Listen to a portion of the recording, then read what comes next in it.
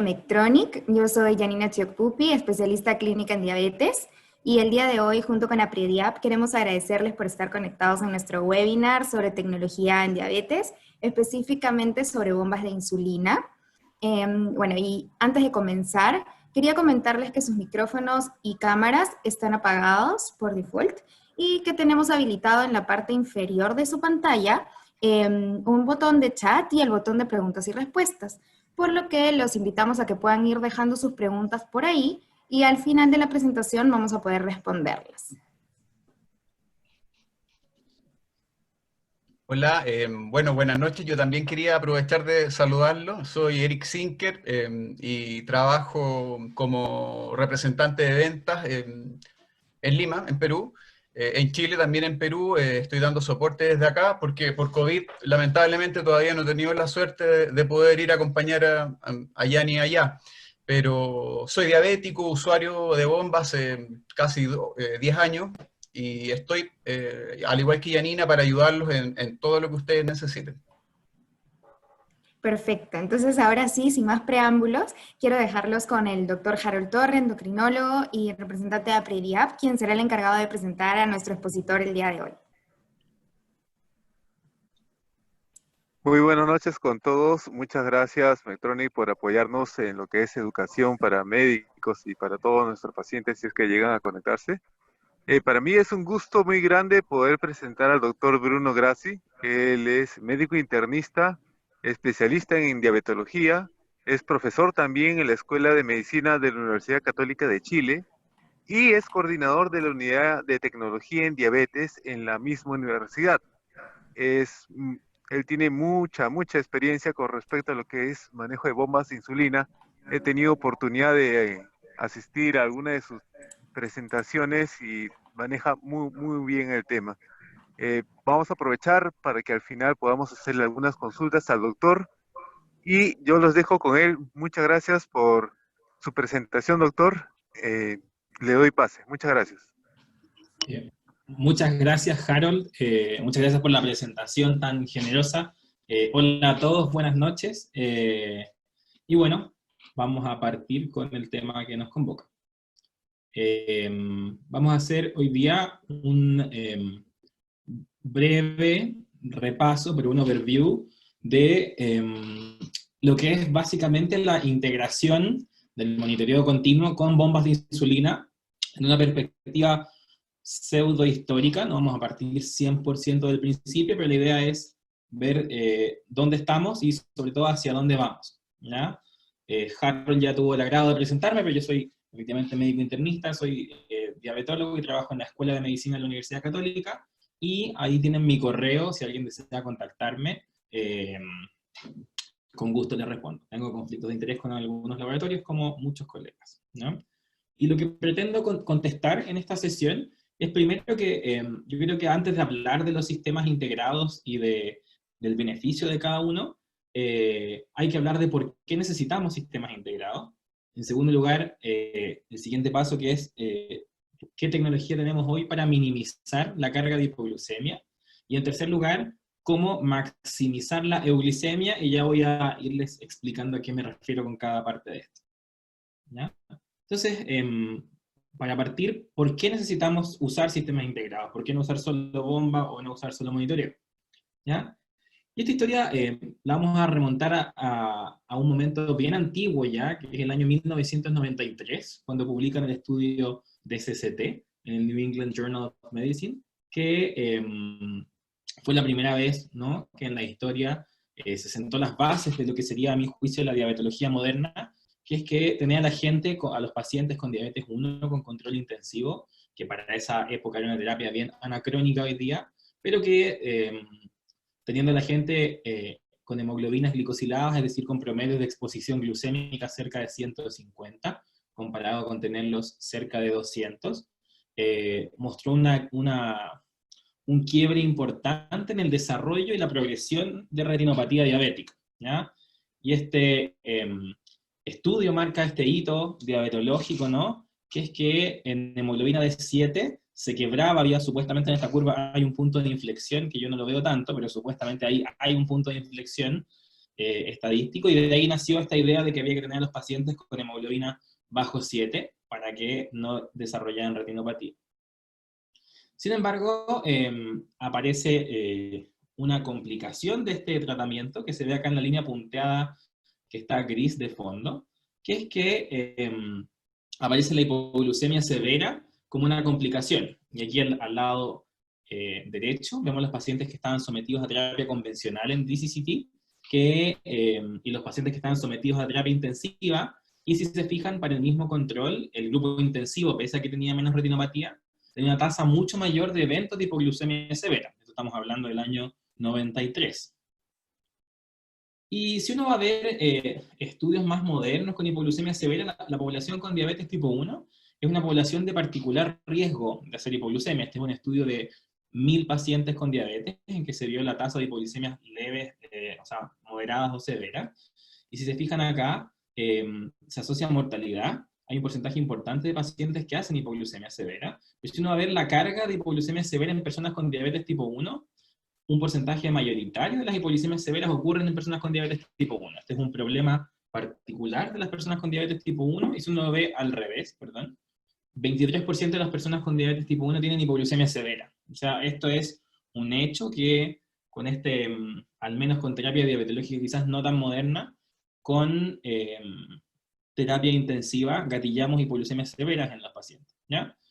Y pese a eso, y pese a que sabemos esto desde el año 93, que ya han pasado casi, vamos para los 40 años, la hipoglucemia no es el único problema, ¿ya?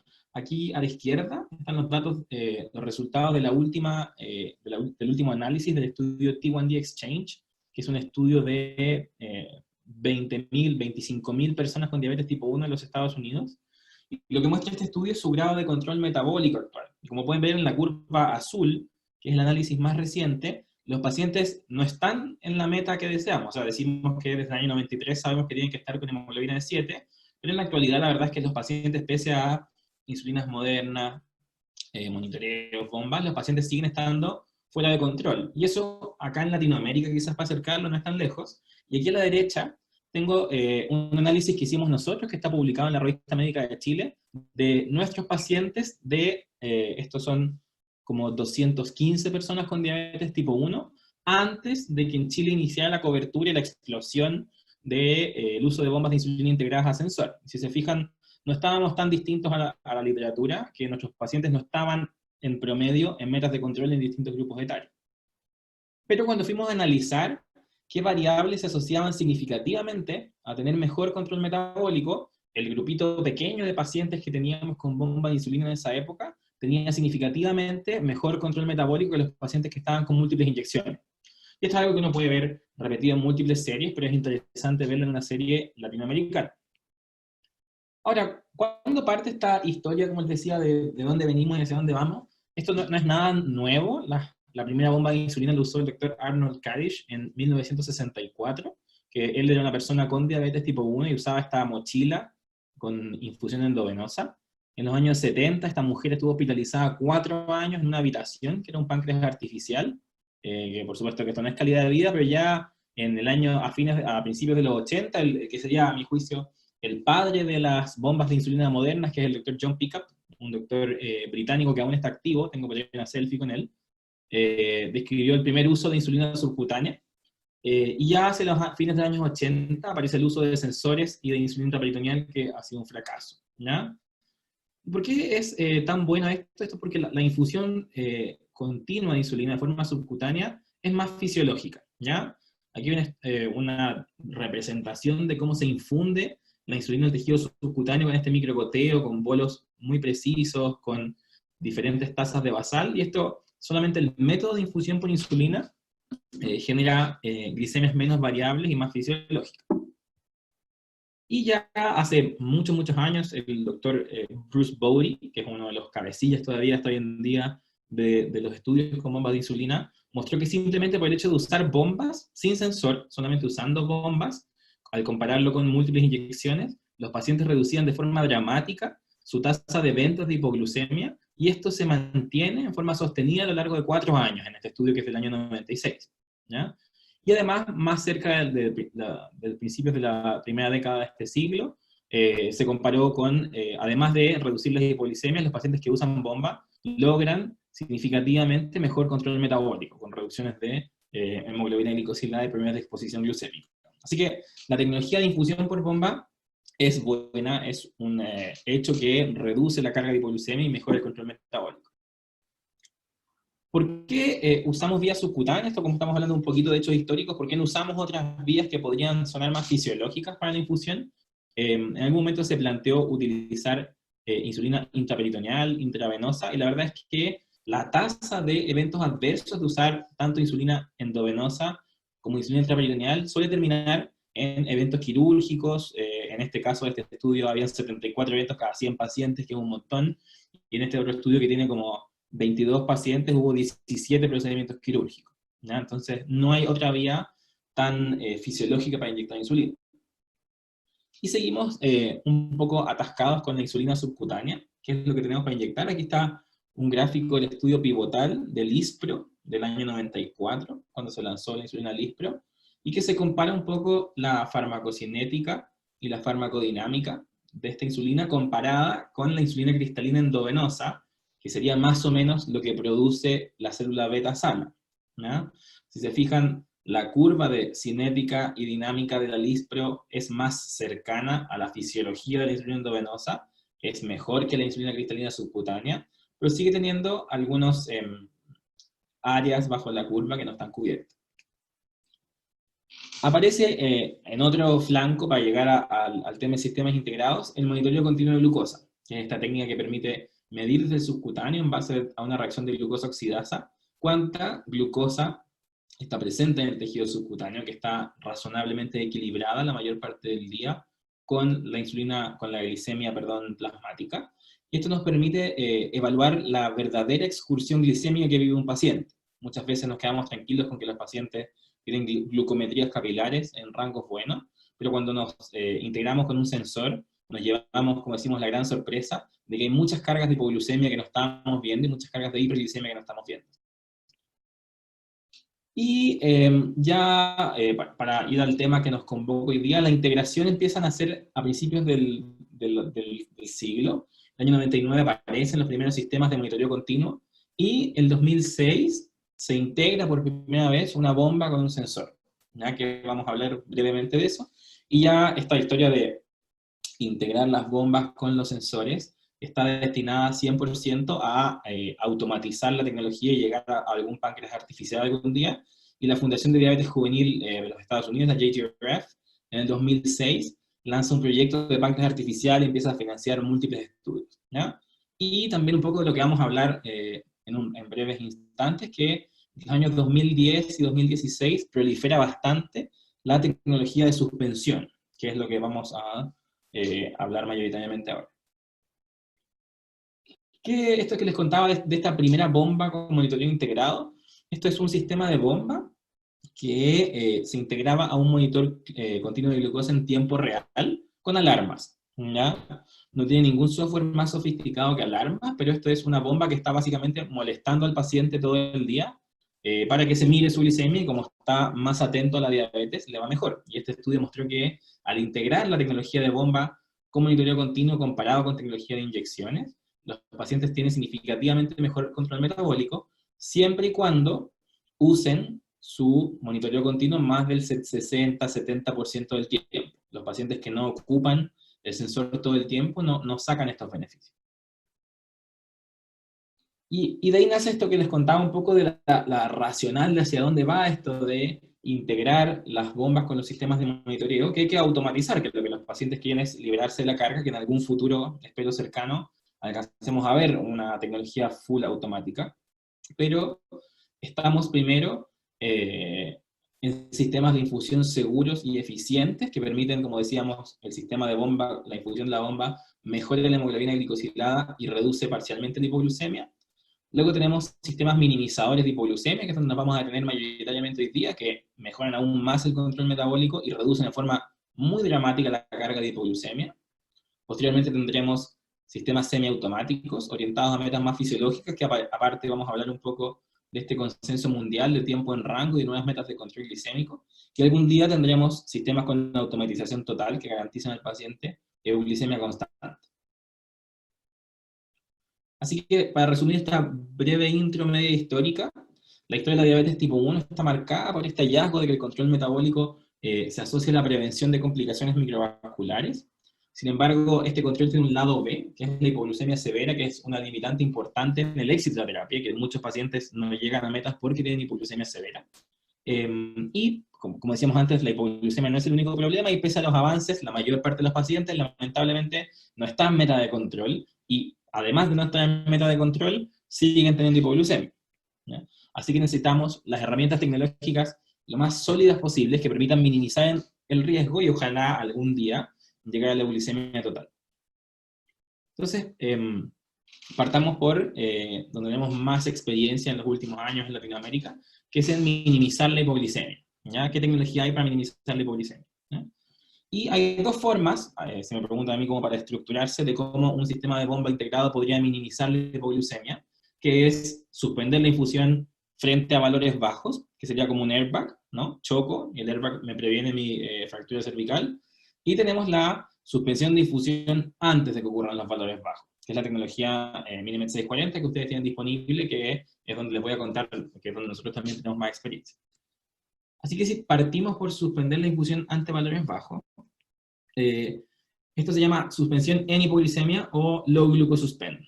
Y funciona más o menos así. Esto es un poco histórico ya, pero todavía tenemos pacientes que ocupan esta tecnología, que tenemos acá arriba las glicemias del sensor, acá abajo la infusión de insulina, aquí están las horas de la madrugada. A este sistema uno le fijaba un umbral de suspensión en 60, y si la glucemia tocaba ese umbral, se predecía que el paciente iba a hacer una hipoglucemia profunda durante la noche, y iba a salir de ella solamente gracias a las catecolaminas y el cortisol de la mañana, ¿ya? El sistema, al llegar acá, a este, como decíamos con la doctora Gómez, que no sé si la conocen de Colombia, cuando se pegaba este zapatazo, la bomba decía stop, hacía una ventana de insulina, ¿ya? De más o menos máximo 2 horas, eso abortaba esta evolución, y el paciente salía de la hipoglucemia. Y después, posteriormente, la infusión se reanudaba, y esto a veces terminaba con algún rebote de hiperglucemia, ¿ya? Pero esto es lo que se llamó, es la tecnología Low Glucose Suspend, ¿ya? Esta tecnología es parcialmente antigua, que se llama la bomba Veo, ¿ya? Que aquí está más o menos explicado lo mismo, los minutos de suspensión, ¿ya? Cuando yo aprendí con esta tecnología y había todo como un ambiente de que, bueno, si tú estás suspendiendo la infusión a cada rato, te va a deteriorar el control metabólico, porque te quedas con ventanas de insulina, entonces vas a estar rebotando para arriba, para abajo. Si tú suspendes, peor control metabólico. Y este estudio, que es el ASPIRE del 2013, mostró primero que no, que eso no ocurría, que tanto la gente que ocupaba tecnología con suspensión en umbral y la que no ocupaba, guardaba el mismo control metabólico, es decir, no se deterioraban sus promedios glucémicos pese a tener ventanas de insulina, pero afortunadamente se mostró que se redujo de forma muy significativa el área bajo de la curva, es decir, el tiempo de exposición a hipoglucemia, una reducción muy significativa de 38%, ¿ya? Y particularmente afectando los valores extremadamente bajos. Mientras más bajos son los valores, había más reducción más significativa de los eventos de hipoglucemia. Así que para como cerrar este acápite, la tecnología de suspensión no deteriora el control metabólico y reduce muy significativamente el número y la profundidad de las hipoglucemias, que es esto marcó, a mi juicio, como les decía, yo aprendí con esta tecnología, marcó como un antes y un después en la diabetes 1. Los pacientes podían tener mejor control sin tener tanta hipoglucemia, ¿ya? Y aquí la doctora Gómez, como les decía, que yo la considero mi maestra, estudió a estos pacientes y los siguió por 5 años, ¿ya? Esto es en estudio en vida real en Bogotá. Ella inició pacientes con hemoglobinas bastante altas, logró una reducción muy significativa en los primeros meses, que ha logrado mantenerla en el tiempo, luego de 5 años, con una reducción de 1,67% de hemoglobina glicosilada, siendo su media actual 7,15. Así que en una realidad más latinoamericana y no de estudios clínicos en vida real, se puede mantener a los pacientes con buen control metabólico en esta tecnología. Y probablemente lo más importante que mostró Ana María es que esta tecnología redujo la tasa de hipoglucemia severa de 67% de los pacientes de su muestra a 3%. ¿Ya? Y a mí me parece que esto es un resultado tremendo, como les decía, yo creo que esto marca un antes y un después en el control de la diabetes.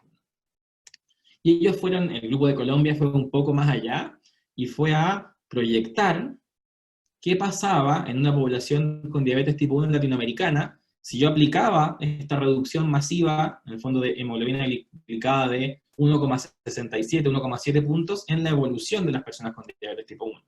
Y ellos mostraban, primero acá en el lado derecho, que se retrasó en esta simulación, ¿no? Se retrasa más o menos en 3 a 6 años el desarrollo de complicaciones microvasculares, que si ustedes lo sacan esto en costos, en diálisis, pérdida ocular, amputación, esto es recontra costo efectivo, da lo mismo lo cara que sea la bomba, si tú te aseguras que las diálisis se van a atrasar 6 años, eso seguro que ahorra más plata, ¿ya?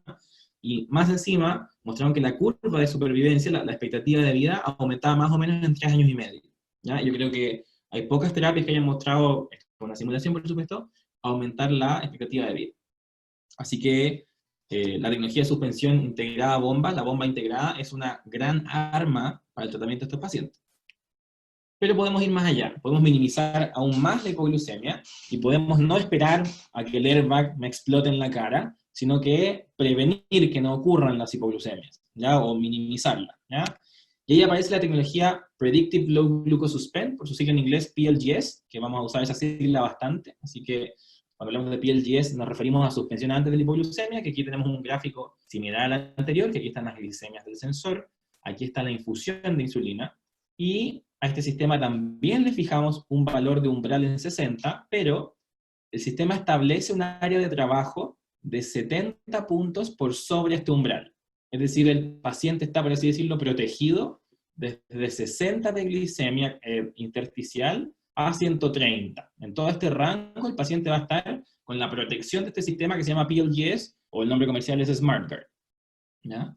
Entonces, nuevamente, aquí abajo tenemos nuestra infusión de insulina, aquí viene nuestra glicemia, y si se fijan, ya no como antes en el airbag, como cuando chocaba en 60, sino cuando cae de esta área de protección, bajando, el sistema PLGS tira una proyección de qué es lo que va a pasar la próxima media hora, ¿ya? Y si esta proyección estima que en la próxima media hora va a estar 20 puntos sobre el umbral, o sea, ni siquiera en 60, estima que va a estar en 80, en media hora más, la bomba hace un stop, pues si se fijan, esto no es como un airbag, la bomba se antepone a que no ocurra la hipoglucemia, hace una ventana de insulina, y eso aborta esta evolución, ¿ya? Y el paciente, de hecho, en este caso, nunca hace la hipoglucemia. No es que le minimiza la extensión ni nada, sino que el paciente nunca cae en hipoglucemia, y tiene un sistema similar de reinicio cuando la glicemia va subiendo, para prevenir los rebotes, que una vez que salimos de esta área de riesgo máximo, vuelve a hacerse una proyección para los próximos 30 minutos, y si se estima que va a llegar a 100, o sea, 20 puntos sobre este corte, la bomba se reinicia sola. Es decir, se apaga y se reinicia sola según valores de glucemia, y esto previene también este rebote de hiperglucemia por la suspensión excesiva, y nos da más tiempo en euglicemia, ¿ya? Este sería el sistema, como les digo, Predictive Low Glucose Suspend. ¿Y qué ha mostrado PLGS? Primero, en sus estudios, bueno, esto es lo que está disponible en la tecnología Minimed 640 de Medtronic. Si la vamos a ver acá en sus estudios pivotales, esta tecnología aborta más o menos más del 80% de todos los eventos de hipoglucemia, particularmente nocturnos, pero también diurnos. Si se fijan, el 82,7% de los eventos diurnos y el 84% de los eventos nocturnos son evitados con esta tecnología, y solamente siguen ocurriendo, por supuesto, entre el 16 y el 17%. ¿no? Y este estudio pequeño del doctor Thomas Dane, que es un pediatra muy dedicado a este tema, alemán, mostró que comparado con la tecnología que vimos antes, con Low Glucose Suspend, esta tecnología logra disminuir aún más los eventos de hipoglucemia en un setting de poquitos pacientes, ¿no? 18 versus 6. Hace poco, el año pasado, salió publicado un estudio randomizado de este estudio, que utilizó bombas sin suspensión versus bombas con PLGS, con suspensión predictiva, y vio la reducción de las hipoglucemias. Si se fijan, el tiempo de hipoglucemia baja del 9% de la vida de los pacientes. Ya vamos a hablar de este porcentaje porque es una métrica que apareció en los últimos años en la diabetología, a 2% del día, pero si lo ponemos en eventos semanales, este sistema logra bajar de 4 a 1 evento semanal para los pacientes, que es un aumento importante en la calidad de vida y en la reducción de estos eventos. ¿Y cómo funciona esto? Aquí hay una descarga de bomba. Si hay alguien no familiarizado, les cuento. Si hay alguien familiarizado, perdón por hablarles cosas obvias, pero aquí está la curva de glicemia de un paciente. Aquí está en gris el área deseada de 70 a 180. Aquí está la curva de basales. Y aquí, si se fijan, este paciente en la madrugada, desde las 0, 2, 4, 6 de la mañana, tiene una glicemia que está bastante estable, pero con una cierta caída. Y aquí, cerca de las 8 de la mañana, con el paciente aún dormido, estimo, la bomba se corta por un poco más de 1 hora y media, y la hipoglucemia nunca ocurre. Esto nunca ocurre, el paciente amanece con 115, come 40 gramos de hidratos, se coloca un bolo, y tiene un día bastante bueno. Esto probablemente, si no hubiéramos tenido este gap de insulina de 1 hora y media, habría venido una hipoglucemia acá que habría sacado el paciente de ramo. Ojo, sí, que esto siempre se le enseña a mis residentes, que tampoco hay que abusar de este sistema, es una herramienta más, no hay que tener al paciente suspendiéndose todo el día. Aquí hay otro caso opuesto al anterior, en que este paciente, si se fijan, entre las 0 y las 9 de la mañana, está suspendido, estas azules son las suspensiones de insulina, está suspendido casi 5 horas de 8. Está todo el rato rebotando en hipoglucemia, aquí incluso carga hidratos de carbono para no hacer hipoglucemia, y aquí tiene otra hipoglucemia y tiene que cargar de nuevo. La idea tampoco es abusar de este sistema para tener al paciente suspendido todo el día, ¿ya? Y de hecho, este es otro paciente que en las descargas de bomba, el sistema, aparte de informarnos las estadísticas de la glicemia, la estimada, el consumo de hidratos, nos informa cuánto tiempo del día se usó este sistema. Y, por ejemplo, este paciente ocupó este sistema 4 horas y 9 minutos, ¿ya? Si usted al día, en promedio, si ustedes lo reducen al día, 4 horas es como un sexto del día, y suena que quizás mi terapia está un poquito agresiva si 1 de cada 6 horas de mi día tengo que estar sin insulina. A eso les voy, que no hay que abusar de este sistema.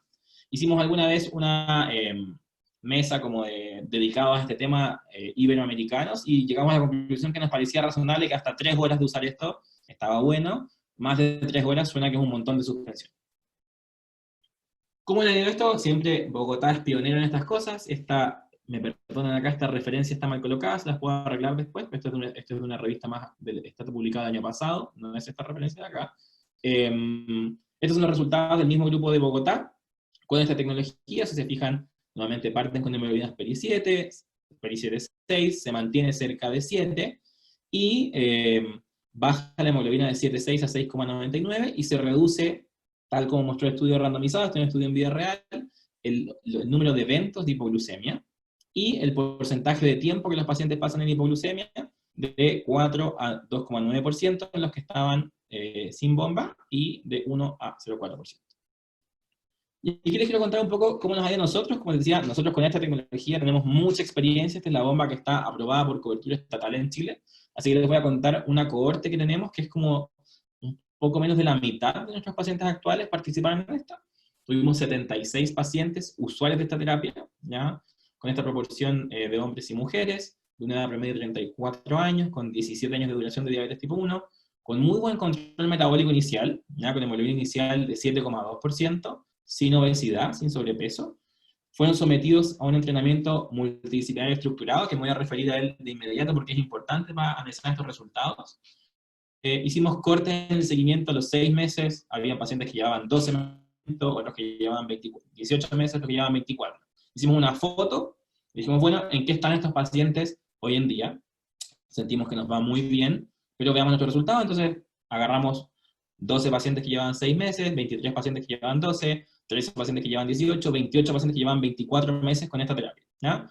¿Cómo nos fue en hemoglobina? Nos fue bastante bien, pese a que ya estábamos bien, bajamos un poquito, significativamente, de 7,2 a 6,76% de hemoglobina, de forma significativa al comparar la muestra completa. Y cuando los veíamos según tiempo de seguimiento, las hemoglobinas estaban bastante parejas en Peri 6,9, 6,8, un poquito más bajas en los pacientes que llevaban menos tiempo de seguimiento, quizás porque estaban más emocionados con la terapia, pero la idea de esto es mostrar que a medida que va pasando el tiempo, incluso los pacientes que llevan 2 años con terapia, con esta tecnología, mantienen muy buen control metabólico, ¿no?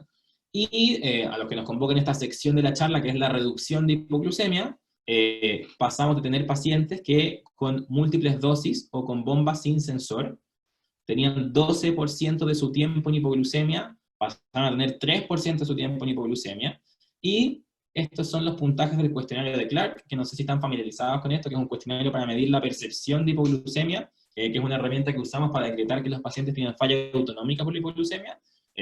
Para no complicarlos con el gráfico, lo que mostramos fue que con el seguimiento, con esta tecnología, los pacientes recobran, pasan de tener solamente el 30% sensibilidad a la hipoglucemia a el 60% de ellos tener sensibilidad a la hipoglucemia, que es un outcome súper importante porque la gente puede tomar conductas preventivas para manejar su hipoglucemia. Así que quedamos muy contentos con estos resultados.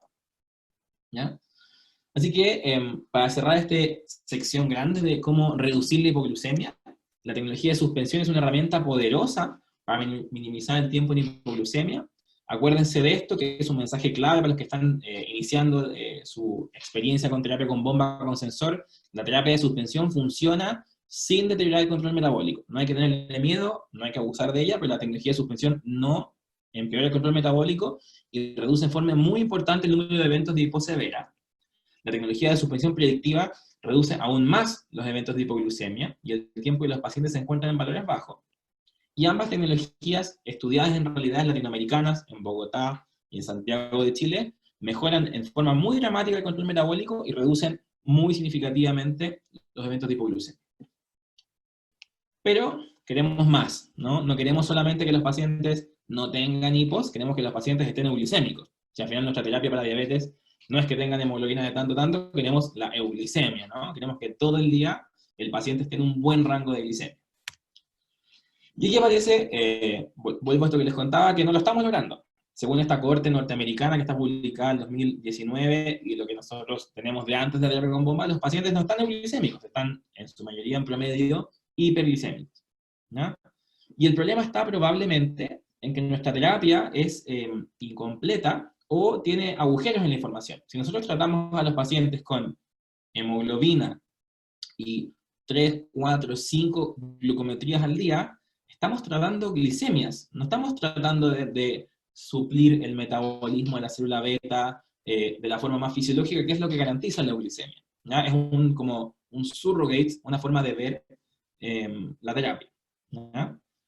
Y como les decía, esta información es útil, pero es muy incompleta. Yo podría tener un paciente, aquí tengo un diagrama de un paciente con 3 glucometrías al día, pero podría tener 20, y las glucometrías siguen siendo fotos de algún momento determinado. No tenemos idea qué es lo que ocurre entre ellas, ¿ya? Y es por eso la importancia del monitoreo continuo, ni tampoco tenemos la idea de la dirección de hacia dónde van estas glicemias. Y por otro lado, si bien la hemoglobina de 7 nos ha ayudado mucho a establecer que el control estricto ayuda a que los pacientes no desarrollen retinopatía, la tenemos, a mi juicio, demasiado endiosada, ¿no? Una hemoglobina de 7, que es un valor que todos no sabemos de memoria de la escuela de medicina, supuestamente habla de un promedio de 154, pero si uno va a ver la dispersión estadística del test, puede ser tan bajo como 123, o tan alto como 185. O si lo vamos a ver al revés, una hemoglobina de 8, que podría ser mala, un papá podría castigar a su hijo por hemoglobina de 8, en teoría está en promedio de 180, pero podría estar tan bien como 147 en promedio, o tan mal como 217, ¿ya? Entonces es importante poner esta información en su lugar y entender que necesitamos otra forma de mirar el control metabólico de los pacientes, ¿ya? ¿Por qué? Porque además de esto que les decía del tema de que la precisión no es tal, una hemoglobina de 7, como dice esto que es medio poético, tiene muchas caras, ¿ya? Y aquí hay una simulación de 3 pacientes que en teoría su promedio glicémico daría 154, es decir, tendrían hemoglobina de 7, pero el paciente verde es el paciente que todos soñamos, ¿no? Que está todo el día, de las 12 de la noche a las 12 de la noche del día siguiente, en un rango estrechito y todo, pero lo que uno ve en realidad es que los pacientes andan como la línea roja, que a veces tienen hipoglucemia, después tienen hiper, después se quedan pegados, después hacen otra hipo, una hiper, o ojalá que no, anden como la línea negra, pimponeando de arriba a abajo como un yoyo, entre hipo y hiperglicemia, ¿ya? Y mi amiga Marga Jiménez del Hospital Clínic de Barcelona mostró que el valor que usamos de hemoglobina, y las hemoglobinas altas o bajas, no son capaces de predecir la carga de hipoglucemia, perdón. Y si se fijan, no sé si ven bien los números, pero esto es una regresión de pacientes según sus hemoglobinas, y la carga de hipoglucemias bajo 70 y bajo 54 en monitoreos continuos, ¿ya? Y si se fijan, la carga de hipoglucemia de los pacientes que tienen hemoglobina PERI 765 es muy parecida, sobre todo de las severas bajo 54, a los pacientes que tienen hemoglobina de 9.5. Entonces, esta idea que tenemos de que los pacientes, por tener hemoglobinas altas, están protegidos de la hipoglucemia es mentira. De hecho, los pacientes con hemoglobina de 10 y 10.5 tienen un montón de hipoglucemias, casi tantas como los pacientes con hemoglobina de 5. Entonces, la hemoglobina no es el parámetro y les falta información. Y probablemente viene esto de que no es indiferente de cómo llegamos a la meta. Y aquí a la izquierda les tengo un gráfico esquemático de las glicemias de una persona a lo largo del día, y si yo quiero conceptualmente bajar la hemoglobina glicosilada a 7%, lo que yo quiero es bajar el promedio glicémico a 154, ¿ya? Y no es indiferente si yo hago esto para arriba y para abajo como un yoyo, o si lo hago con oscilaciones más suaves, más cercanas a la meta, y no cayendo en hipoglucemia, ¿ya? Y la mejor demostración de que esto es útil, ¿ya?, para la práctica clínica es este gráfico de acá, que es muy bonito, que muestra qué es lo que ha pasado con las personas con diabetes 1 desde que se publicó el famoso estudio DSST, ¿ya? Si se fijan, DSST se publica en el 93, y entre el 90 y el 94, hasta el 2009, que se hizo esta corte, la tasa de retinopatía ha bajado del 50 a menos del 15%. Ha bajado un montón.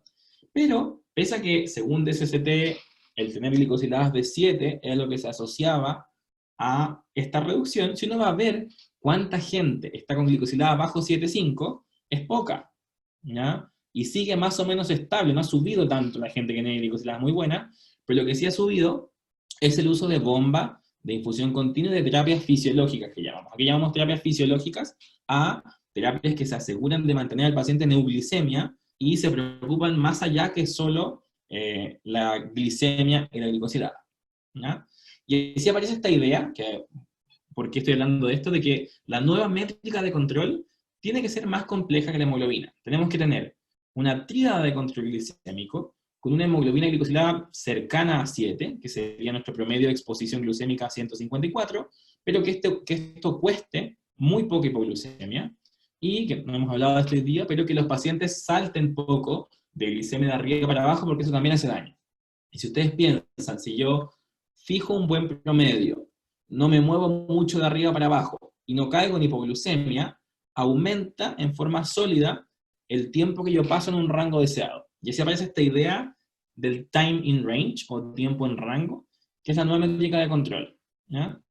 Y es qué porcentaje del tiempo los pacientes pasan en este área verde de 70 a 180, que es lo que los ayudaría a estar, por así decirlo, euglicémicos. A mí no me interesa solamente el promedio que sea en base a 440, 440, sino que ojalá el paciente esté todo el día peri 140. Y esto tiene desenlaces clínicos, porque hay varios colegas que piensan que esto es una monada, o que es una moda, pero esto se ha asociado a desenlaces clínicos. Primero, los buenos tiempos en rango, vamos a fijarnos este valor de 70%, se asocian, esto es un estudio norteamericano, a buenas hemoglobinas glicosiladas. Y lo que es más importante, que este es un estudio de regresión de glicemias de pacientes del DCCT, pero seguidos actualmente, y si se fijan, aquí está la frecuencia de desarrollo de retinopatía con el porcentaje de tiempo en rango de las glicemias, ¿ya? Y si se fijan, la retinopatía cae literal en forma lineal a medida que aumenta el tiempo en rango, es decir, a medida que aumenta la euglicemia, la retinopatía cae en forma lineal, y también lo hace la microalbuminuria. Así que este es un parámetro de control glicémico que tiene desenlaces duros en bienestar de los pacientes, ¿ya? Y esto ya está consensuado, si no lo han revisado, me imagino que sí lo han revisado, pero si no han revisado esto, hay que revisar el consenso mundial de tiempo en rango, que nos da las metas que tienen que tener los pacientes, ¿ya? Y hoy en día, el parámetro el gold standard de control glicémico, además de una buena hemoglobina y de buenas glucometrías, es que los pacientes tengan el 70% de su vida las glicemias de sensor entre 70 y 180, que tengan menos de 4% de glicemias entre 54 y 70, y menos de 1% de hipoglucemia severa bajo 54, con algunas consideraciones que no voy a tocar ahora para pacientes adultos mayores y nefrópatas, y metas un poco distintas que tampoco voy a tocar ahora para embarazo. Pero fíjense con esta meta, que los pacientes tienen que estar sólidamente 70% del día, o de su existencia, entre 70 y 180, y menos de 4% en hipoglucemia leve, vamos a llamar, y menos de 1% en hipoglucemia severa, o profunda, ¿ya? ¿Y qué es lo que ha mostrado, volviendo ahora a nuestra tecnología de PLGS, o de Minimed 640, ¿Cómo les va en estudios randomizados a esta tecnología? Este es el trabajo del doctor Ohad Cohen, que mostró que el tiempo en rango que se alcanzaba era 60%, ¿ya? Ustedes dirán, bueno, no está tan cerca del 70%, tampoco está tan lejos. Para que se hagan una idea, uno con un basal vuelo con lápiz suele no llegar más allá del 50% de tiempo en rango, ¿ya? Con esta bomba se puede llegar al 60%, pero bueno, veamos qué pasa en una cohorte latinoamericana hecho a nuestra pinta, ¿ya? ¿Qué es lo que nos pasó a nosotros? A nosotros nos fue mejor que al doctor Cohen, y si vamos a ver el promedio de nuestra muestra, nuestros pacientes están en promedio en meta. Están en promedio 70% del tiempo entre glucemias de 70 a 180, 2% en hipoglucemia entre 54 y 70, y solamente menos de 1%, aquí está aproximado, en glicemias bajo 54. Y si lo vamos a ver, no como en promedio de toda una muestra de casi 80 pacientes, sino que lo vamos a ver en promedio de todos los pacientes, casi el 90% de nuestros pacientes logran más del 60% en rango. Acuérdense que el estudio randomizado mostró menos que esto. La mitad de nuestros pacientes caen en meta, y tenemos un subgrupo de pacientes estrella, que es un tercio de ellos, que logran metas más que excelentes, metas casi perfectas de control glicémico. Y esto es interesante, que tiende a ser mayor en los primeros meses de seguimiento, y si los pacientes que llevan un poco más de tiempo en control tienden a ir bajando, que esto no nos dio significativo, pero sí tienden a ir perdiendo un poco de esta euglicemia. Sigue siendo muy bueno tener 67% en rango, pero con el tiempo los pacientes se van fatigando. Algo parecido pasa con las hipoglucemias, se mantienen siempre, si sumamos todas las bajo 70, se mantienen cerca de 3,5% usando esta terapia, y las hipoglucemias bajo 54 se mantienen cerca del 1% o menos. Ahora, ¿por qué tenemos esta diferencia? Con la doctora Gómez hemos conversado mucho de por qué ellos tienen resultados muy parecidos. Tenemos un estudio publicado, de hecho, que está en vías de publicación. Pero decimos por qué nos va mejor que el estudio randomizado en Latinoamérica, por qué tenemos mejores resultados, y probablemente es cómo lo hacemos, ¿ya? Y esto se los transmito, porque si ustedes quieren implementar esto y tener resultados similares en su centro clínico, tienen que tener en cuenta la educación, ¿ya? La educación para los pacientes es la clave del éxito con estas terapias. Así que aquí les cuento que yo de este estudio tabulé cuántos controles eran necesarios por cada profesional para conseguir estos resultados. Y si se fijan, en el año 1, estos son controles por semestre, ¿ya? Se necesitan 2,6 controles por médico por semestre, es decir, casi uno cada 2 meses, 2 controles de nutricionista, muchos controles de enfermera educadora, y en total los pacientes del primer año ocupan 8,3 controles en total de todos los profesionales por semestre, ¿ya? Es importante recalcar acá que para acentuar la educación y que el trabajo sea multidisciplinario, que nosotros realizamos descargas de las bombas y ajustamos las dosis en todos los controles, no solo en los de médicos. Todo nuestro equipo, todo mi equipo está capacitado para ajustar a los pacientes y ser capaces de ajustar la basal, ajustar el ratio, y trabajamos en paralelo. El año 2, por supuesto, los pacientes están un poco más sueltos de terapia, ya no están en el programa de entrenamiento, y se controlan cerca de 4 veces por semestre, entre todos los profesionales, 2 veces con médico, 1 vez con enfermera, 1 vez con nutricionista.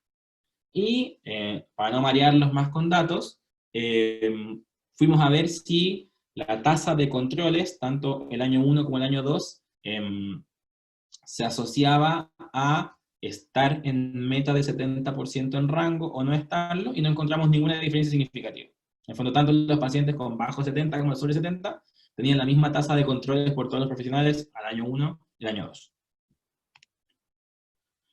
Y para irnos yendo un poco hacia lo que se viene en el futuro, ¿cuál es la experiencia de los usuarios? Primero, les fuimos a preguntar a nuestros pacientes qué tan satisfechos estábamos con esto que hacíamos, y estábamos muy contentos que la mayoría, el 93%, estaba muy satisfecho con este programa de entrenamiento en bomba, 5% moderado, 2% no nos quiere nada, que es un paciente, pero son resultados bastante buenos en satisfacción usuaria.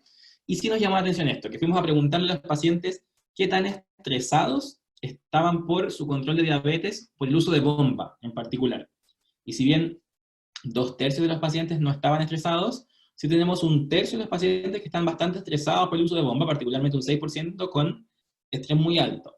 Y el resultado que no nos gusta tanto es que la gente que está más estresada está con mejor control metabólico, ¿ya? Y esto no es tan sorprendente Si uno piensa toda la carga que tiene que tener una persona con diabetes tipo 1 para poder manejar su enfermedad, ¿ya? Y a mí me gusta mucho esta caricatura de qué es lo que pasa en la cabeza de una persona con diabetes, que como dice acá, nota el exterior calmo, con este corte de pelo como de vacinica que decimos en Chile, y todo lo que está pensando una persona con diabetes tipo 1 constantemente en cada minuto. ¿Cuándo comí la última vez? ¿Dónde está mi glucómetro? ¿Cuánto es mi azúcar? ¿Cuántos carbos hay en esa galleta, en ese pie, en esa ensalada? ¿Necesito orinar? ¿Mis pies están secos? ¿Cuánto falta para almorzar? ¿Quién va a ir a mi funeral? ¿Cómo va a saber la gente que morí? ¿Cuántos doctores tengo hoy día, mañana? ¿Estoy tembloroso? ¿Estoy nervioso? ¿Estoy bajo? Y es comprensible si la gente está con todas las herramientas que necesita usar, que esté un poco sobrepasada. Y es así que, pues les decía al principio de la charla, minimizamos euglicemia, maximizamos euglicemia, y de ahí viene lo siguiente, que es automatizar. Los pacientes necesitan ayuda para estar mejor aún, ¿ya? Y aquí aparece que no les voy a dar la lata, como decimos en Chile, no les voy a aburrir, pero hay algoritmos que permiten automatizar de forma parcial el control glucémico. Este es el algoritmo PID, que es un algoritmo proporcional integrativo derivativo que realiza correcciones en la glicemia basal, en la insulina, perdón, en la infusión, para intentar llevar al paciente a 120, constantemente en un background, ¿ya? Y esta tecnología es lo que se llama asa cerrada híbrida, que espero que pronto tengan disponibilidad. Es una tecnología que semiautomatiza el control de los pacientes, les entrega una micro basal cada 5 minutos con una meta fija de 120, y va ayudando al paciente constantemente a tomar decisiones, ¿ya? Como les digo, no quiero marearlos con esto porque esta es tecnología aún no disponible, pero que ha mostrado en estudios clínicos que las hemoglobinas glicosiladas bajan respecto a bomba simple en forma bien importante, y sobre todo esto de acá, que el tiempo en rango de los pacientes mejora en forma significativa, tanto en adultos como en niños. Ya, sobre todo en niños me parece que tener los 65% en rango con estas hemoglobinas es un súper logro. Y para mostrarles en seguimientos de vida real, este sistema mostró tener a los pacientes, llevarlos de 61% de tiempo en rango hasta 71%, es decir, usar sistemas semiautomatizados en el futuro me va a permitir que los pacientes mejoren aún más su tiempo en rango. ¿Ya? Y para ir cerrando, esto como les digo, del futuro, ¿qué tecnologías, qué expectativas hay que tener?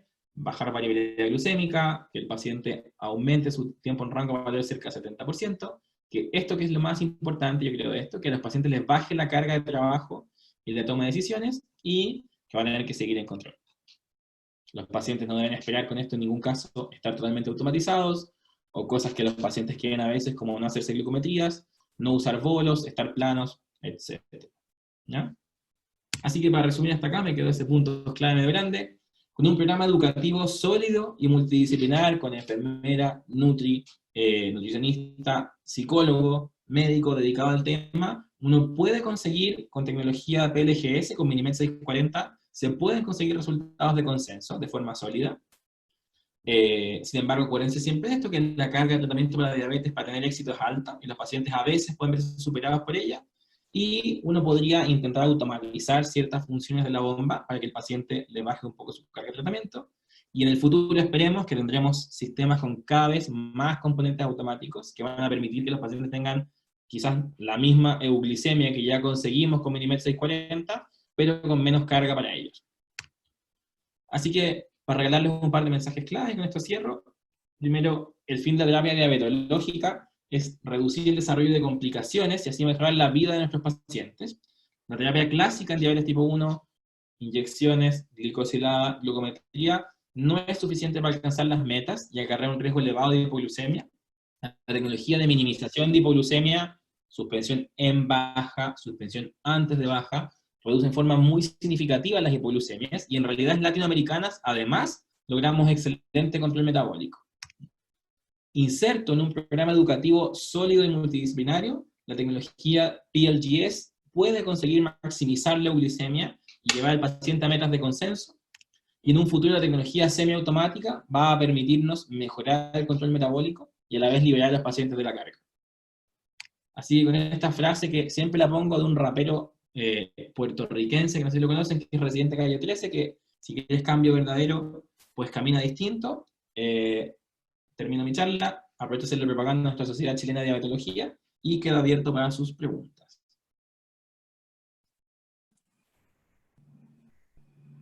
Perfecto, doctor. Muchísimas gracias por la ponencia, realmente muy interesante todo lo que nos ha comentado el día de hoy. Gracias, Janina. Sí, Listo, muchas gracias, vamos a doctor, ver. por su presentación. Perdón, te interrumpí, No, Janina. tranquila, tranquila. No, voy a ver si es que tenemos algunas preguntas por aquí para poder ir Sí, yo pasando. quería hacerle una pregunta de pronto a doctor Bruno primero. Doctor, ¿cuál sería de pronto el paciente ideal? Claro, estamos hablando básicamente en diabéticos tipo 1, pero dentro de los tipo 1 quizás alguno que tenga algunas características, o también si tenemos pacientes con diabetes tipo 2 que podrían justamente beneficiarse del uso de este tipo de bomba. Y finalmente, de pronto si hay un corte para la edad, en caso de los niños, yo estuve buscando la vez pasada y algunos modelos tienen alguna aprobación para cierta edad, otros no tanto, justo lo que quería preguntarle. Gracias. A ver, sobre pacientes candidatos, mi visión, obviamente soy un fanático de las bombas de insulina, es que todo paciente con diabetes tipo 1 que esté dispuesto a trabajar en mejorar su control es un candidato para usar una bomba de insulina integrada a sensor. Me parece que no hay ningún paciente que esté contraindicado, que no se pueda. Por supuesto que un paciente que está con una súper depresión y tiene hemoglobina glicada de 15 y no se cuida, no hace nada, probablemente no es que esté contraindicada, Harold, sino que hay que trabajar en eso primero para poder después brindarle la terapia que necesita. Y eso corre para todas las cosas, ¿ya? En diabetes 2 no hay resultados con esta tecnología. En diabetes 2 lo que hay con bomba, que es bien sólido, es el estudio Optimize, que es como una bomba simplificada, no asociada a monitor continuo, que mostró mejorar bastante el control metabólico. Probablemente un paciente con diabetes 2 que esté en fase insulinopénica de su enfermedad, que tenga mucha hipoglucemia, se va a beneficiar igual que una persona con diabetes tipo 1 de esta terapia, pero no hay estudios de PLGS en diabetes 2 que hayan mostrado ser costo efectivos, cosas así. Así que se podría usar, como te digo, por supuesto, nuevamente, paciente que está dispuesto a trabajar en esto y usarlo, bienvenido. La pregunta de la edad es bien, la respuesta no es tan compleja, que es que los pacientes pediátricos entran a estudios más tarde. En el fondo, esta bomba Minimed 640 está aprobada para ser usada a cualquier edad, ¿ya? Minimed 670, que es la que les contaba, este sistema híbrido semiautomático, está aprobada de los 7 años para arriba, pero por una cosa de estudios. No es que el paciente le pase algo por usarla. De hecho, hay muchos pediatras que usan esta tecnología cumpliendo ciertos requerimientos de dosis de insulina porque el algoritmo está súper probado para una cantidad de insulina X, ¿ya? Pero no es que los niños les vaya a pasar algo malo, lo contrario, probablemente van a andar súper bien, pero faltan estudios en esa población dirigidos que te digan es súper seguro usarlo, andan súper bien. Seguramente en 5 años más vamos a tener todos esos estudios, pero estamos ahora. Y una consulta, hay gestantes también con diabetes tipo 2 que son usuarias de insulina. Ellas también, vamos, yo creo que se beneficiarían definitivamente con el uso de esta bomba, ¿no? Sí, las mujeres gestantes con diabetes 1 se benefician 100% porque el embarazo en general, la diabetes preexistente en el embarazo, lo que uno tiene que hacer básicamente con los pacientes es provocarles hipoglucemia supervisada, porque las metas de control de embarazo son tan estrictas que es básicamente al borde de la hipoglucemia supervisada, entonces cualquier tecnología minimizadora de hipoglucemia es lo ideal para usar en mujeres embarazadas con cualquier tipo de diabetes preexistente. Así que sí, esto se beneficia mucho a las pacientes embarazadas. En muchos países que esto está financiado a nivel estatal, las embarazadas son el primer grupo que ingresa a la financiación, porque como te digo, las embarazadas básicamente hay que provocarles hipoglucemia, entonces qué mejor que una tecnología que me las minimiza y permite estar súper bajito. Perfecto, doctor. Muchísimas gracias. Tengo una pregunta acá en el chat que nos habla sobre si se ha observado una diferencia según el grado de instrucción de los pacientes en el uso de esta tecnología. En el grado de instrucción como nivel educativo... Nivel educativo. No, la verdad es que no lo hemos estudiado, pero tenemos pacientes de todas las edades, de todos los niveles educativos, y la verdad es que con la educación correcta, entregando las herramientas correctas para manejar su diabetes, andan todos más o menos igual. Así, para contarte como anécdota, que no es exactamente la respuesta a lo que preguntan, pero tenemos 2 pacientes con demencia, que son adultas mayores con diabetes 1 de larga data, que están demenciadas con fallas de memoria, que esto podría, uno podría como equipararlo a una persona con poca educación o con pocas herramientas, y con una red sólida de apoyo familiar y todo, andan súper bien, andan mejor que lo que estarían con lápices. O sea, al final, esto depende de las herramientas que tú le entregues al paciente. Tampoco hay que tener un PhD para saber contar hidratos de carbono, saber cambiarte sitios de infusión, que tienes que limpiarte el sitio antes, no hay tantas diferencias en lo que tienes que saber.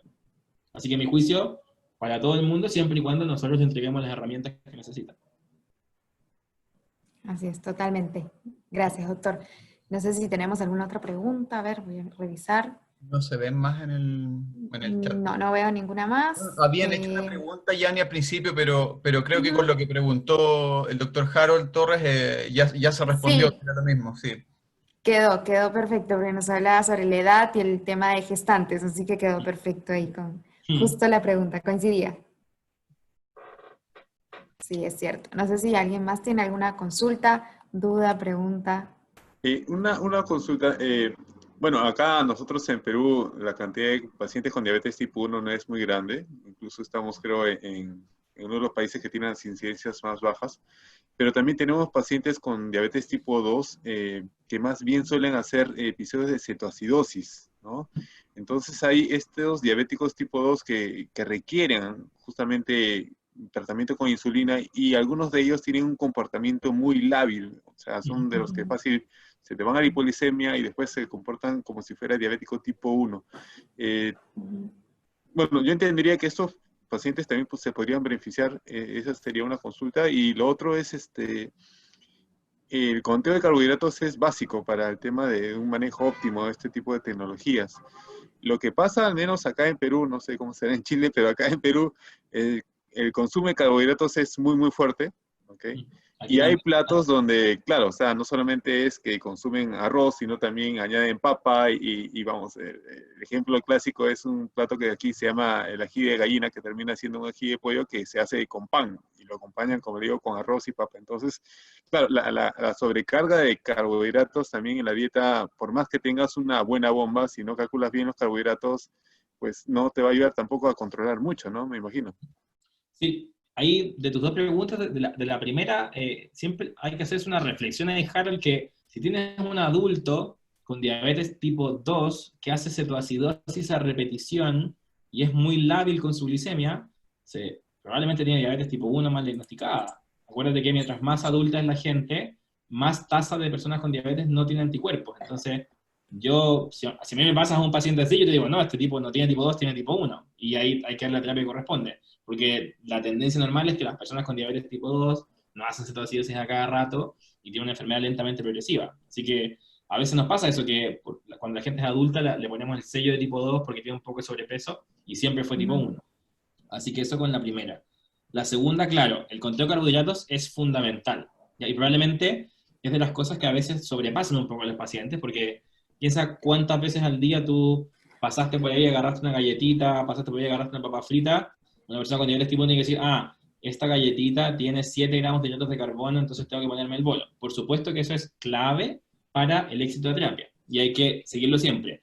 En el futuro, las tecnologías semiautomáticas nos van a permitir un poco más de laxitud con la excelencia del control, pero va a seguir siendo fundamental, ¿ya? Sobre la segunda pregunta, o sea, como complementando eso, hay una canción chilena que dice, hay un límite que rompe el deseo, que mientras más alta es tu carga de hidratos, es más difícil, la absorción intestinal se vuelve más errática, y es más difícil que tú con un bolo de insulina lo logres. Nosotros con la nutricionista que trabajo yo, y también hemos discutido esto con Andrea, que también es nutricionista, tenemos la idea que más de 70 gramos de hidrato en una sola carga no se logra. O quizás se logra, pero la respuesta es subóptima. Entonces, si tú quieres respuestas postprandiales óptimas, el tope diría yo que es 60-70.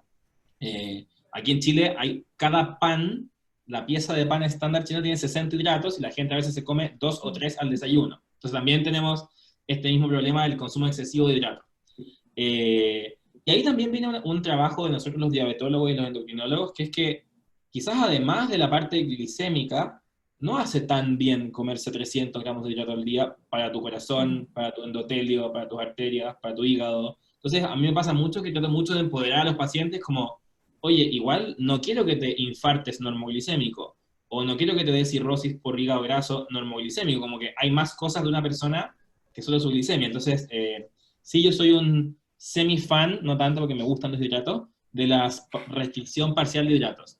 Me parece a mí que una dieta saludable no debería tener más de 60 por porción en la mayor parte de tus comidas. ¿No?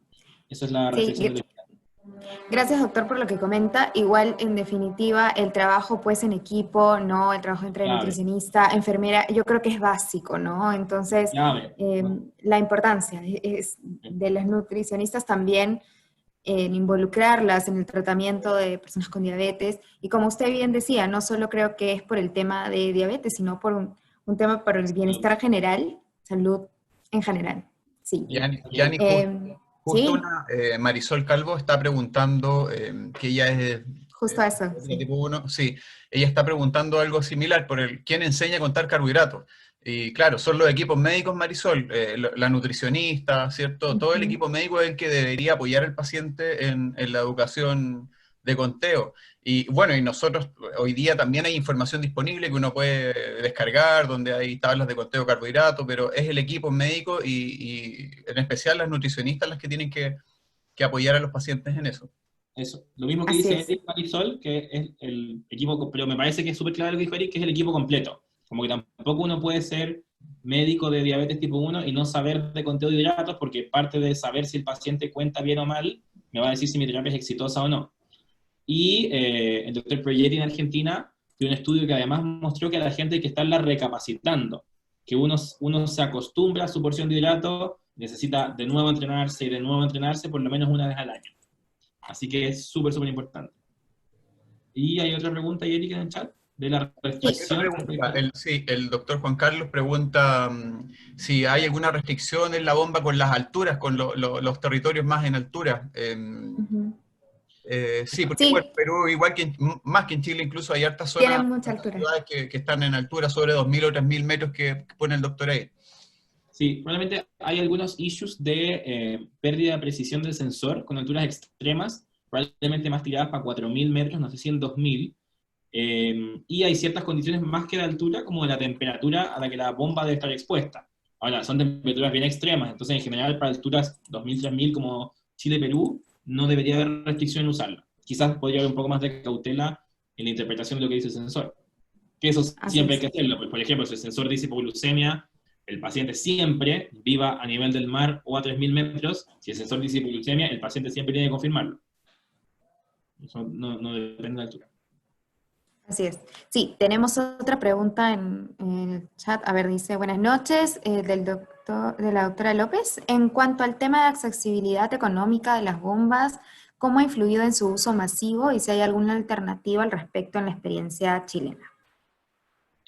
A nosotros, claro que el uso masivo se disparó con la cobertura estatal. Esto funcionó así muy, como decimos, a tirabuzones en Chile, una campaña mediática liderada por pacientes, por usuarios, con algunos colegas que participábamos, que fuimos ahí a marchar con carteles al Ministerio de Salud, y con eso se logró que entrara una ley como de emergencia de salud, y desde ahí, claro, ha ido creciendo de forma exponencial la cantidad de pacientes que tienen esta tecnología, que tienen PLG. De hecho, gracias a eso es que nosotros controlamos como actualmente nuestro pool es como de 300 personas con diabetes tipo 1, más de la mitad tienen bomba con suspensión predictiva, porque hemos tenido acceso en relación al sistema de salud. Y sin duda que eso es algo que hay que pelear en los ministerios y en los presupuestos, porque los pacientes se benefician de esto, y si más encima logramos a futuro ahorrar diálisis, ahorrar ceguera, ahorrar amputaciones, además va a ser costo efectivo para el país. Pero hay que ir a explicarle, como decimos en Chile, con peras y manzanas, esto a la gente del ministerio para que entienda que el ahorro es visionario. Sí, totalmente de acuerdo, doctor. Perfecto. No sé si tenemos aquí otra consulta. Sí, nos dice, buenas noches, la doctora Villena. En relación al acceso, ¿hay alguna novedad relacionada al aspecto legal para que más pacientes puedan tener beneficio? Es un poco, creo que lo que hablábamos. A nivel ahí puedo apoyar yo, porque sí, allá en el, bueno, en el país, y bueno, la mayoría de los médicos que están acá saben que la cobertura en Perú es bastante limitada, lamentablemente. O sea, hay pocos pacientes diabéticos tipo 1 que incluso reciben insulina. Las guías clínicas recién se está haciendo mención a la diabetes tipo 1, la guía clínica actual es de solo diabetes tipo 2 y recién este año se va a incorporar diabetes tipo 1, entonces el acceso lamentablemente allá en Perú va directamente del bolsillo del paciente. Y sabemos nosotros que nuestras terapias no son baratas, pero, y bueno, detrás hay un desarrollo, ¿cierto? Investigación que hay que financiar, pero sí tenemos alternativas de pago, tenemos opciones de poder ayudar a los pacientes, hacemos campañas de promoción de insumos, bajamos el precio de la bomba, vamos a hacer algo en el mes de la diabetes, o sea, lo que podamos hacer nosotros, vamos a hacerlo, pero en cuanto a cobertura, estamos muy, muy lejos todavía, y como dijo el doctor Graci recién, en Chile se consiguió gracias a que los pacientes se unieron y lo solicitaron, o sea, fue algo masivo, ¿cierto? Protestas en el Palacio de Gobierno, marchas en las principales avenidas donde los pacientes solicitaban esta cobertura y se consiguió. Yo creo que es la forma que nosotros como industria no podemos influir en eso, más que educar a los equipos médicos, ¿cierto? Educar a los pacientes, es todo lo que podemos hacer. Y ayudar a los pacientes que estén interesados con el acceso, por supuesto, pero más allá de eso no podemos ir. Gracias, Eric. Bueno, y tenemos una pregunta más. Nos habla el doctor Lizarzaburu.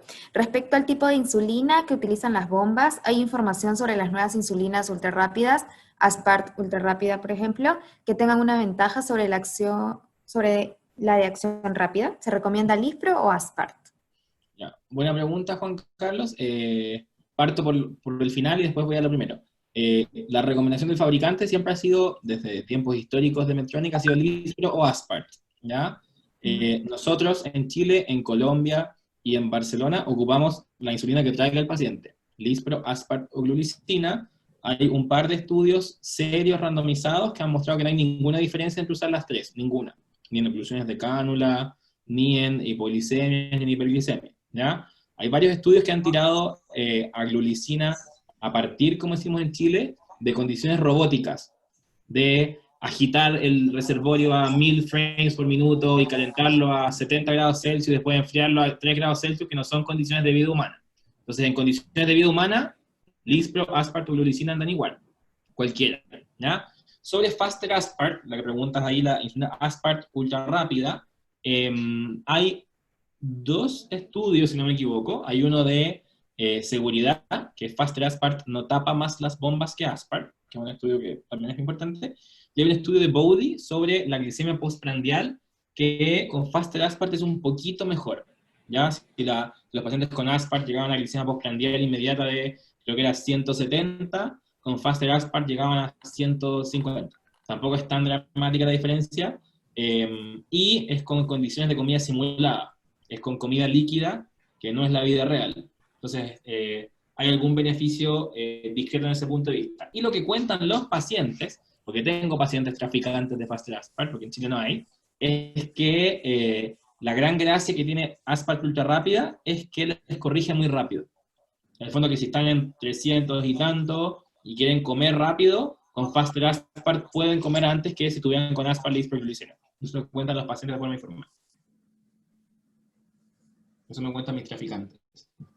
La he usado toda y estoy totalmente de acuerdo con lo que dice el estudio del doctor Bowdy porque, claro, me daba cuenta, yo tenía harta expectativa con Faster Aspart y la verdad que no fue tanto, ¿sí? Un poquito más rápida, efectivamente el postprandial un poquitito más bajo, pero nunca tanto más. Y con las otras tres, de las tres ultra rápidas que existen, bueno, las tres rápidas, los tres análogos rápidos también son todas muy similares, no hay mucha diferencia y la bomba no se tapa, anda bien con todas. Yo quería consultar, de pronto algunos no tienen el dato, quería justo preguntarles a ustedes directamente el tipo de bomba que tenemos acá en Perú y qué es lo que se viene acá para Perú, porque de verdad a veces uno, claro, ahora que estamos justo en el Congreso Europeo, se ha estado presentando una tecnología que de verdad impresiona bastante, uno dice, ¿cuándo llegará acá a Perú? Pero claro, hay que saber qué tenemos acá y qué es lo que se nos va a venir. Sí, bueno, Yanni, si quieres comenta tú lo que tenemos. Sí, perfecto, yo te la iba a pasar, pero ya que me la Que me la pasaste, perfecto. Tenemos hoy actualmente la Minimed 640G y esperamos que a mediados del próximo año, a más tardar, ya tengamos la 670G, que es la última tecnología que nos comentó el doctor Bruno. Así que por ahora estamos con esa tecnología, con el monitoreo integrado, con Kerlink, todo completo. Así que yo creo que es una muy, muy buena tecnología con suspensión predictiva, que nos va a ayudar muchísimo y que ayuda mucho al control de los pacientes también. Y ¿Sí? complementando lo que dice Yani, Dale. yo quiero comentar que, porque nos ha pasado con algunos pacientes interesados allá que dicen, quiero la 640, pero si va a llegar la 670, mejor no la compro, me espero. Nosotros también hemos pensado en eso, y si un paciente se anima con la 640, después solo pagaría la diferencia en el precio. Al final sería la misma inversión. O sea, si puede hacerlo, ¿por qué esperar? Si la 640 de verdad es una bomba que, como el doctor ya nos mostró recién, tiene un cambio súper importante. La suspensión predictiva es algo que ayuda mucho. A mí, de verdad, usar bomba me cambió la vida, incluso antes del monitoreo continuo. Así es que tenemos esa opción, para que los pacientes no piensen que van a pagar de más si compran antes la 640.